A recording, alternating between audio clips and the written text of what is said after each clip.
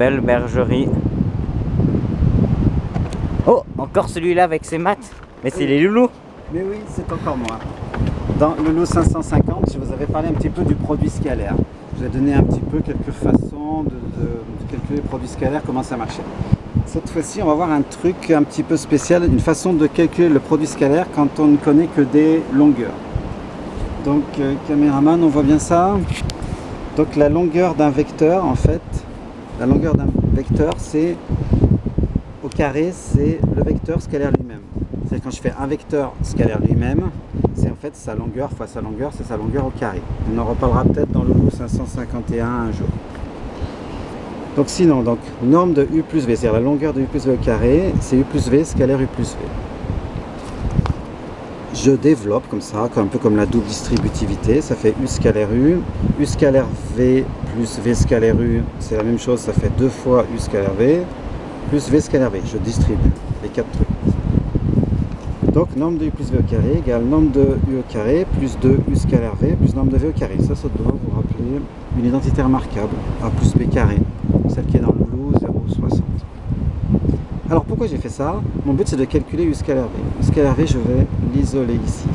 Comment je fais pour isoler un truc? Eh bien tout ce qui est avec, je le passe de l'autre côté. Donc celui il passe de l'autre côté, il devient moins, et lui il passe de l'autre côté, il devient moins. Donc 2 fois U scalaire V, c'est donc ça, moins ça, moins ça. 2 fois U scalaire V, c'est donc norme de la somme au carré, moins norme de l'un au carré, moins norme de l'autre au carré. Comment je fais partir ce 2? Je divise par 2. Et finalement, j'obtiens une nouvelle formule en rouge qu'il va falloir apprendre. Norme de U scalaire V, c'est 1 demi de norme de U plus V au carré, moins norme de U au carré, moins norme de V au carré. C'est pour faire le produit scalaire de deux vecteurs, c'est la moitié de la longueur de la somme au carré, moins la longueur de l'un au carré, moins la longueur de l'autre au carré. Et alors à quoi ça me sert cette formule? Eh bien ça me sert à calculer un produit scalaire quand on connaît que des longueurs. Imaginez que j'ai un truc comme ça, et je veux calculer AB scalaire AC. J'ai un triangle, je sais qu'il y a 8, il y a 3, il y a 7. Je veux calculer AB scalaire AC. C'est pas très pratique d'avoir un repère, il n'y a pas de repère, le projeté je sais pas où il est, l'angle je sais pas comment il fait.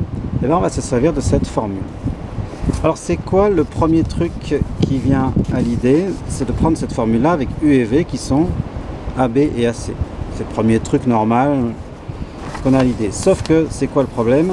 Quand il va falloir faire la norme de la somme, et bien regardez, si je vous fais celui-là et celui-là, la somme, si je les mets bien à la queue leu, lui je le reporte ici, et la somme ça me fait un truc bleu là, qui est long et je ne sais pas combien il mesure. Bleu. Donc je suis un peu coincé, la longueur de la somme, je ne la connais pas. Donc toute l'astuce c'est de penser à retourner un des deux vecteurs. C'est-à-dire si je veux AB scalaire AC, je vais calculer par exemple BA scalaire AC. Pourquoi? Regardez bien, BA scalaire AC, les vecteurs sont à la queue leu, BA, AC. On peut faire ce qu'on appelle la relation de Schall, comme il y a A et A, BA plus AC, ça fait BC. Et la longueur de BC, je la connais. C'était 3. D'accord?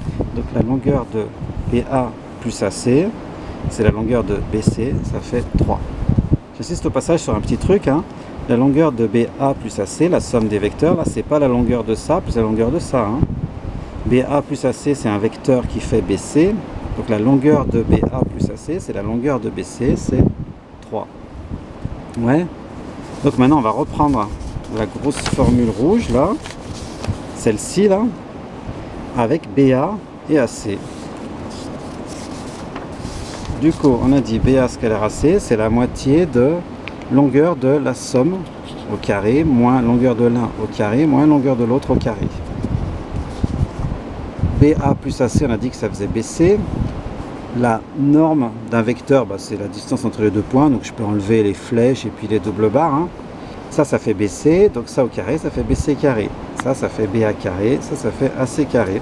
Et ben voilà, ces trois nombres, je les connais. C'est les dimensions qui sont... Ah, mes feuilles.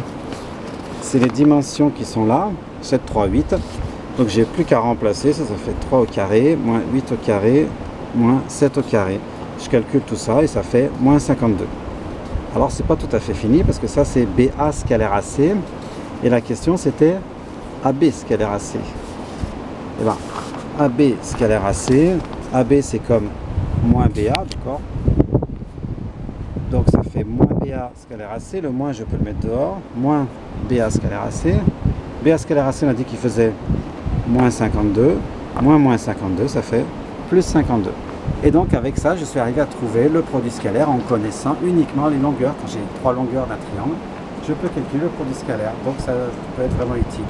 Après, si on poursuit ça, ça peut déboucher, on en reparlera peut-être dans un autre film, sur la formule d'Al-Kashi dans les triangles.